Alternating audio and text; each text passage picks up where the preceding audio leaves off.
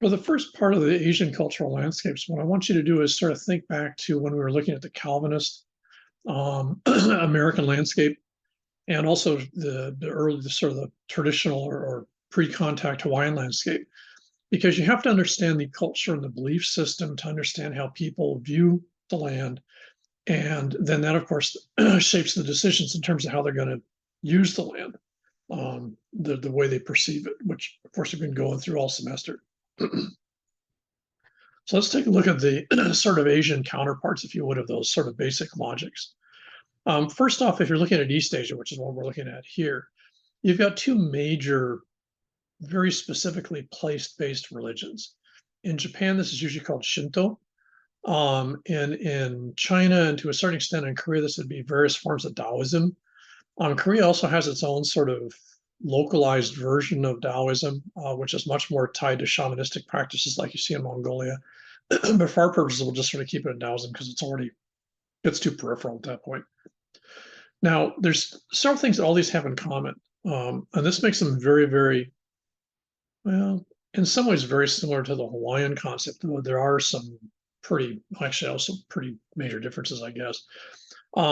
Key with both of these religions or both these religious systems is that they're localized. So if you are looking at Shinto in one town or one village in Japan and you go to another village, what you learned in the first village won't help you understand what's going on in the second village or town. It's all place-based. So there isn't even the sort of structured hierarchy that you would find in the Hawaiian system, where you would find, say, the same ancestors, say, Kamapuaa or Pele or something like that. You'd find them across the islands. In Shinto, you don't have that. You have a few things which show up in multiple locations, but a lot of the things that are going on, they are oftentimes what are called kami or spirits, are entirely place-based. So they're only known in that spot, in that particular village or that particular hill or stream or whatever. Taoism in China and to a certain extent in Korea is very similar. Taoism is a little more complicated in some ways because it's a very place-based religion. However, by about 2,500 years ago, Taoism also sort of gets a philosophical spin-off of its place-based version, and that becomes what people oftentimes think of the Tao, in the sense of Taoism and Lao Tzu and sort of Taoist practices, Taoist mystics and Taoist, exercises like Tai Chi and Qigong, etc. That's actually not particularly closely tied to place. There are parts of it. For example, traditionally, you would learn exercise in particular locations that had large amounts of chi, because of the location. So in that regard, maybe it's a little closer to the Hawaiian concept. There are some more universal logics attached to it. Having said that, from one location to the other, you're going to find very specialized, very unique aspects that are only found in that location. They're not portable. They don't go anywhere else. So this makes it radically different than Calvinism. You think of our Williamsburg landscape. That landscape was an import from largely England. And so the people, the landscape, everything you see there is another world that's been transported to New England. In Asia, you're not going to see that. Place-based religions are unique to that location. You go to another location, and it doesn't matter whether you're Japanese or whatever. You're not going to have any better idea of what's going on. The only advantage if you're Japanese is the symbols in terms of basic logics give you an idea that something's there, but you don't know what it is. So place-based religions in East Asia are radically different because they make every place unique, and the knowledge of that place is unique to that place. There's no religious structure or hierarchy. There is no book of Shinto. There's no book of Taoism. There's philosophical writings of Taoism, but they're not. They don't cover about 90% of what the actual religion is, because it would. I have no idea how many volumes it would be, because it would have to include every village, every town, every whatever. So you don't have a Bible, you don't have a Quran, you don't have a Torah, you don't have a religious text which everyone shares. So this means that from one part of a country to another, for example, in Japan, which is a very unified country culturally, you go from even one part of the same island to another, and you find yourselves with entirely different religious logics going on. Some of the basic concepts will be the same, the idea of spirits or kami, but where you find them, how you find them, how they're manifest, and what you do with them is entirely different. So these are very, very localized, and they don't have any structure to them, which is probably why there's not a lot been written about them. Because if you look at Taoism in terms of place type Taoism or Shinto, it would be I would think, pretty much impossible to write about them, because what would you decide they have in common enough to write a book about when every place is different and the beliefs are different too. All these religions are syncretic. None of these religions see themselves as being the answer or the truth or the word of God. They don't see themselves as having some sort of monopoly on sort of religious or belief-based truth. And therefore, when other religions move in, more classically in this area would be Buddhism, would be the big player. These religions have no trouble basically, sort of merging with Buddhism in some ways. And they sort of, you space out the world in terms of what part of the religion you're dealing with on this week, you might think. So, for example, Chinese New Year's is a Taoist ritual. You have the lion dances, you have all that stuff done to make blessings for the year, get rid of bad fortune, bad luck. All that stuff's very Taoist, and it's all very place based. Buddhism doesn't get involved in Chinese New Year's technically, because it has nothing to do with the Buddhist logic of what Buddhism is about, what purpose it serves. People will go to a Buddhist temple, but if you ask them why they're there, they'll burn incense at a Buddhist temple because they want to make sure that bad things don't happen. If you talk to a Buddhist monk or a Buddhist nun, they'll tell you, well, it doesn't do any good because, Buddha doesn't handle luck. So what you find is these religions see themselves as having an answer to some stuff, but they don't see themselves having the answer, sort of like in caps. These religions are very, very pragmatic. People tend to use them very practically. If you go to Shinto temples in Japan, you'll find that some temples are for pregnant women, some temples are for to do better in school, some temples you go to and you pray because it'll hope your business will work better. Uh, Taoism in China and Korea is exactly the same. You go to particular places and pray. You throw the sticks, for example, to see whether you should buy a car. This is very pragmatic stuff, and people treat it that way. They don't see these religions as being mystical. I think this is probably one of the huge problems that especially Euro Americans have when they go to Asia, is they see these places, they seem, exotic, and they seem very, very symbolically different. And so there's some idea that somehow they're mystical, that people are tied to the land in some ways. They're not. And in many ways, this is actually very similar to the Hawaiian attitude towards ancestors, and a lot of the spirits are that it was very pragmatic. People, if you go diving, you leave offerings at the ahu for the whatever the god or ancestor is that's in that particular area. So one, you don't get hurt when you're diving, and two, you catch what you're looking for. When you come back, you leave the first offering at the ahu to thank that particular spirit or ancestor, whatever, for helping you. So in that regard, a lot of the Hawaiian concepts or belief practices were very, very similar to what you find throughout Asia. And I think this again sort of throws outsiders for a curve, because they're not used to religion being practical. You don't, at least in what I know of Christianity or Judaism or Islam, going to a temple, or going to a shrine or something like that, or even a church for the purpose of praying to make sure that you get a good deal on your car. My impression of the West Asian religions is they'd have a real hard time with that. That's not what they're there for. These religions also are highly intuitive and experiential. And that makes sense if they're place-based. If you go to a place, you feel things. If you feel things, that means that there's something there trying to communicate with you. Someone else standing right next to you might not feel it. Okay, that's fine. So these religions are very much in the intuition, which is a huge thing in Asian societies in general. Asian societies spend a tremendous amount of effort into paying attention to intuition. And obviously, a side effect of that is that experiential logic is a huge part of Asian logic, which is, I would argue, almost entirely missing from the American sense. If you try to intuit something, other than maybe being like a detective in a detective show or something, you almost never see intuition being a considered a legitimate argument in the Western sort of intellectual structure, especially universities. So intuition and experience are a huge part of how Asians see this world around them. And not surprisingly, as I mentioned earlier, then this is not codified. If you go to a particular town and you want to know what the important, Taoist shrines are there, you're going to have to ask someone. And unless they're from that particular place, they might not know. And even if they do know where they are, they might not know what they're about. You're going to actually have to go to the people that take care of that shrine or somehow involved with that shrine, and they'll give you that information. But you're not going to even find it on a Wikipedia search. Um, all of these, and again, very similar to the Hawaiian, these are very, very heavily grounded in physical manifestations. So what you see in the world around you visibly, given your various senses, not just your eyes, but also smell, hearing, etc., will basically indicate places that are significant. Now you have to remember that if we go back, a couple of weeks ago when we were talking about mana in the Hawaiian concept, you have to remember that in Asia you have exactly the same thing. It's just called chi.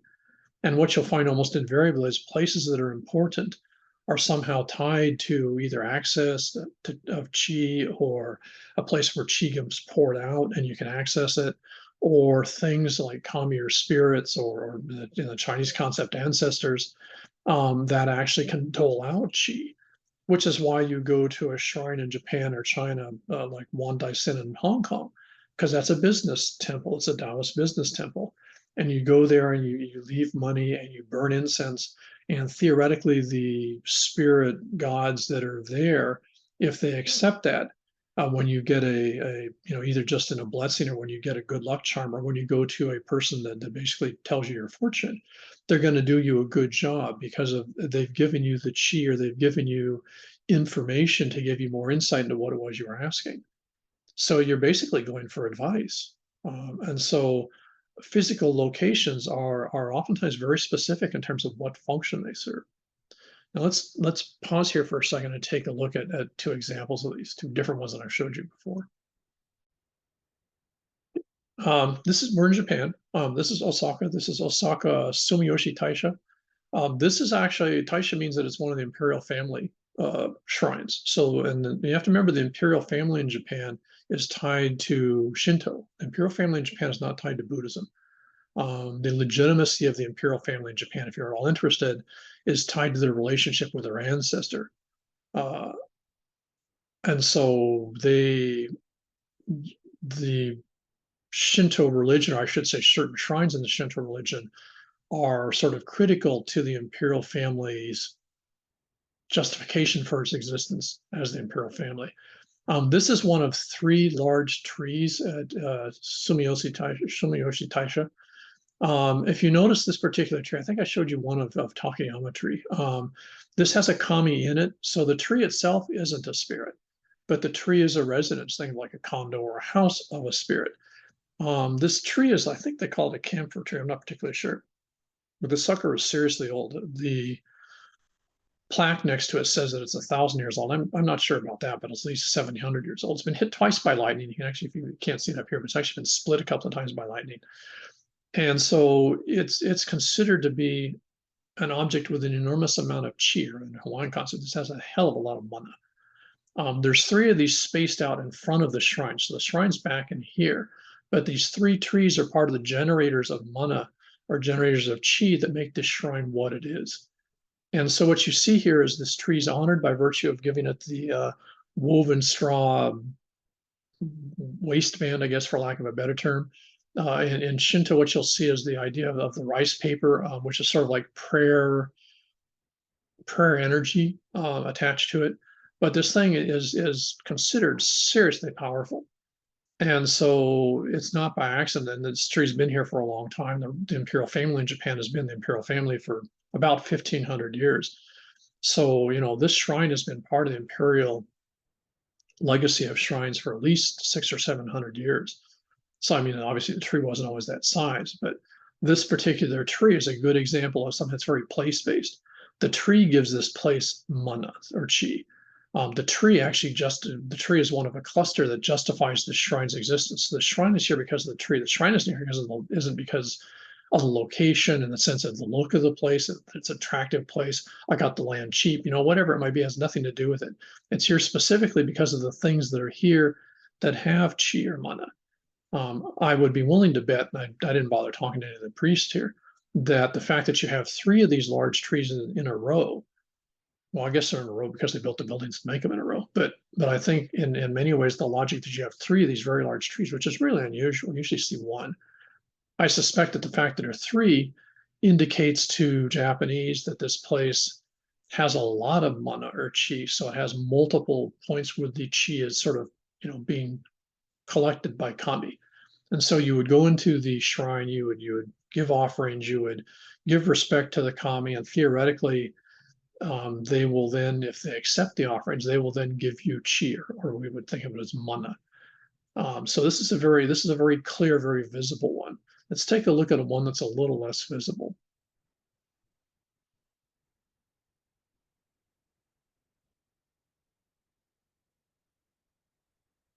Okay, this is again a very classic shrine. This is one of geez, I forget where it is. It's one of the three major shrines in the central part of Kyoto in Japan.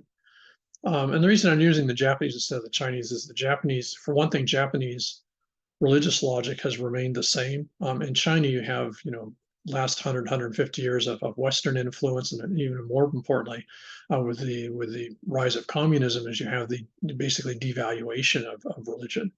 So it's very hard to see in China in many areas place-based things, though I'll show you a baby one in a sec. But here you see a Japanese shrine. So this is about, I don't know what, maybe 80, 100 miles away from the trees in Osaka. And what you see here actually isn't the shrine. Tori, or gates, are warnings. So again, if you think of inside and outside, this is actually one of the best examples I know of inside and outside in an Asian logic. If you're out here down below, there's a walkway here, and people go trundling by the ton. This is a famous location, and very few people actually go up here, and that's sort of intentional. This place doesn't advertise what it is. The tori, or gates, are very Japanese. We'll see this a little later when we get into Asian design. Especially Japanese design likes to absolutely strip out everything. So what you do is you just take the most stylistically basic components of something, and you use that instead of the rest of it, with the idea that if you know what you're looking at, you'll intuit where the rest of it is. So if you want to put into context, what should actually be here is there should be a building, or there should be a wall, and this should be a gate. So in fact, if you flash back to that Osaka place, it actually has a wall and a gate on the behind the trees. So in this case, they've actually gotten rid of the wall. They've gotten rid of the enclosure. They've got rid of the building, and they've just left the framework of the gate. They've even got rid of the doors in the gate. There's just the framework left. You've got two lanterns. Lanterns in Asia are not for lights, though you will see lights in them sometimes. Lanterns are, again, residences of kami, or spirits. So this would be two guardian kami that guard what's here. The fact that you've got multiple gates would be just like what you would think of if you saw in Western symbolism. You're going through, I think it's 3, 6, probably 8, probably 7 or 9 doorways leading you into something in here. And so as you go through each, you're leaving the outside world of the mundane, of the outside of the tatamai, outwards, and you're moving to the one, or the inside, inwards. And so going through these gates, you're supposed to be thinking, I'm leaving the world of the outside, and I'm going to a world where there's a different set of rules and regulations that are controlled, in this case, by spirits or kami, at a particular location. So this is a protected place by virtue of having the gates. And again, I think it's something that a lot of folks, Japanese, know this, but especially Euro Americans, when they see a tori, they think it's, I don't know what they think it is, to be honest. But it's not. It's a boundary marker. It's a warning. It's like a flashing warning, which says basically, if you go beyond this location this way, you have to pay attention to how you act and how you think, because there's things in here that, if you're not behaving properly, will punish you for it. So there's a very strong sense that you've got to behave yourself if you're going to go through here. Now, this actual location, what's up here is there's a little rise here. It goes about 40 feet up, and there's a spring. There's a lot of springs in this part of Kyoto because there's a bunch of hills behind it. But this particular spring bubbles, and it actually makes sort of a cute little bubbly sound. It almost looks like, sounds like a kid blowing through a straw. I'm not sure where that comes from, but for a really long time, because some of the back tori here are extremely old. This might even predate the trees at the Osaka Shrine. This has been a place for a really, really long time. But the interesting thing is the actual thing that's important is the spring where the water's bubbling up, and that's on a flat. And that flat, I don't think has been modified. I think that's just actually a natural location. And there's a very strong logic that you don't mess with things that are natural. So you don't improve it. You don't do like you do at Yellowstone, where you put boardwalks around things so people won't hurt themselves. In Asia, if you've got something that's naturally significant, then you leave the sucker alone because whatever's there will get really pissed off if you try to mess with it. So what you do is you basically put, again, almost like flashing lights warning people, there's something very powerful up here that has a lot of cheer mana. And be warned, if you go up here, you better have the right attitude, otherwise it'll let you know. And so this is very, very much location based. It's very specific to that spot. I've never actually seen a good discussion of what it is that's up there. I'm not sure that people actually know anymore. I suspect the priests that run this particular temple complex probably do, but I've never seen it in print in English or in Japanese. So I'm not sure what is going on here in terms of what the kami is. It's obviously the spring. The spring's got a name. It's considered a quote sacred spring unquote. But I'm not sure if there's any story attached to the particular kami or what, or if it's just so powerful that you just sort of don't piss it off type thing. So this is a good example of this type of experiential logic. Here's the best example I can think of the Chinese counterpart. This is in my relatives, near my relative's home in a village outside of Zhongshan in Guangdong province. And this is a land god shrine. And so this is what you would find, and you still find all tons of them in every little village or small town that's pretty much been outside of the focus of the communist government, especially during the Red Guard period where they tried to destroy all this stuff.